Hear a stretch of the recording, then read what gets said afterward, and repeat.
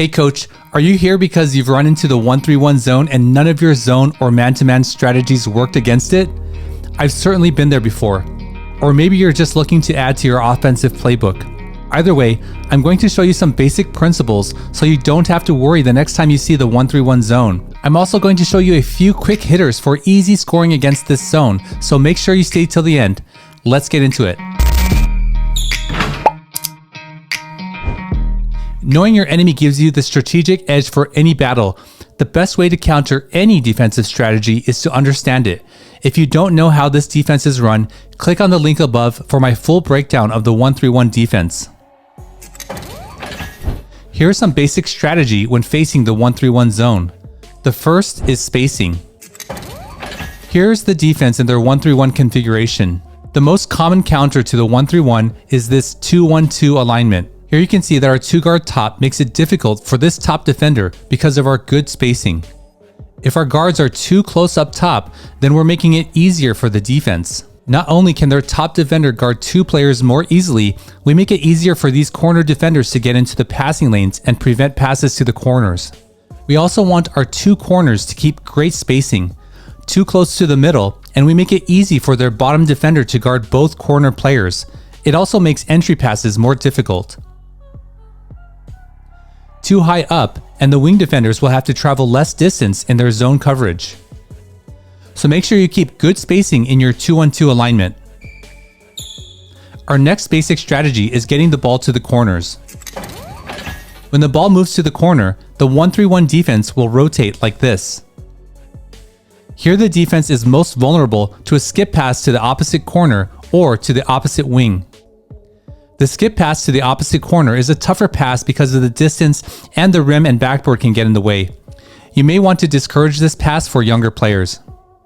With the skip pass to the opposite wing, this bottom defender will have a long way to get to our wing player. You'll get a lot of open looks here from this corner to wing pass. It's the same when the ball goes to the opposite corner. This bottom defender will have a lot of ground to cover in order to defend this wing pass. Getting the ball to the corners against the 1-3-1 helps flatten out the defense and will get you some wide open shots on the wing. And if that bottom defender makes it out to cover that shot, make that extra pass to the corner for an open shot. So after we have good spacing and look to get the ball to the corners, the last part of our basic strategy against the 1-3-1 is the 2-man game with the high post and the corners. Whenever the ball moves to the corner, we want the high post to dive to the basket on the strong side. We're looking for this quick entry pass from the corner on this dive to the basket. We want to exploit the 1-3-1 rotation of these 2 defenders when the ball goes into the corner. Both defenders will rotate towards the baseline. And we can hit our diving high post before the top defender can get there to cover. I've slowed this way down so you can see that small window more clearly.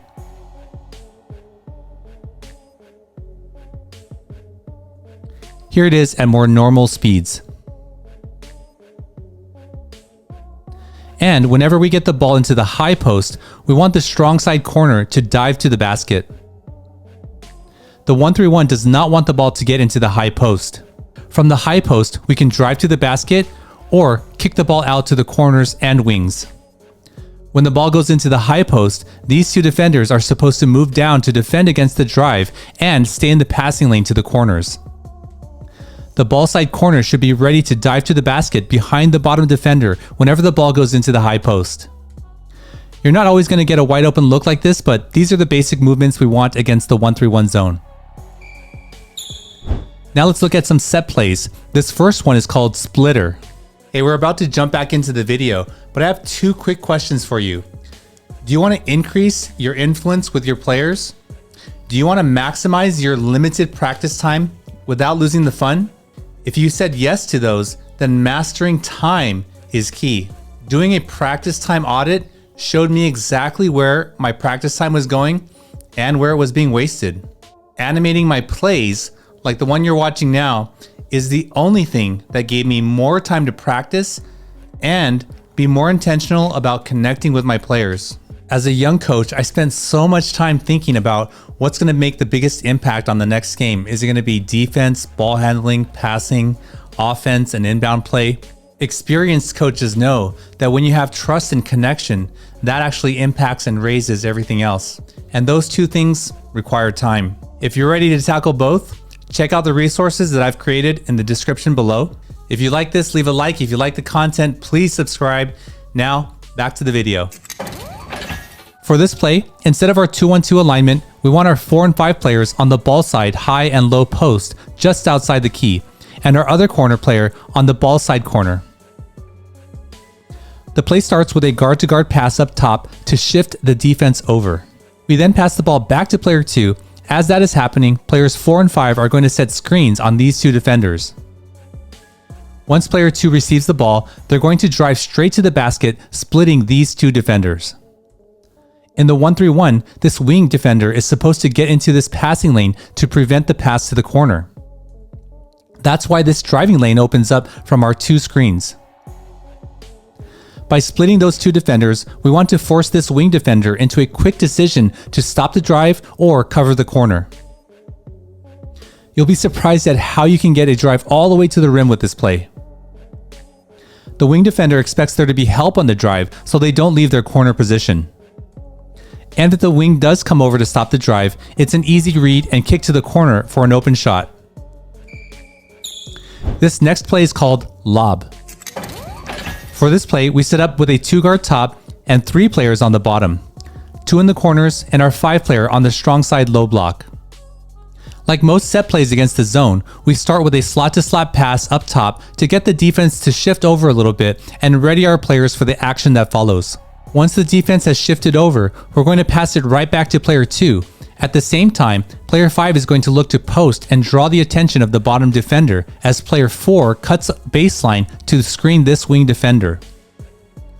We want to make sure we're looking inside to our low post player from the wing in order to sell this play. When that back pick is set, the opposite corner will cut to the basket for a lob.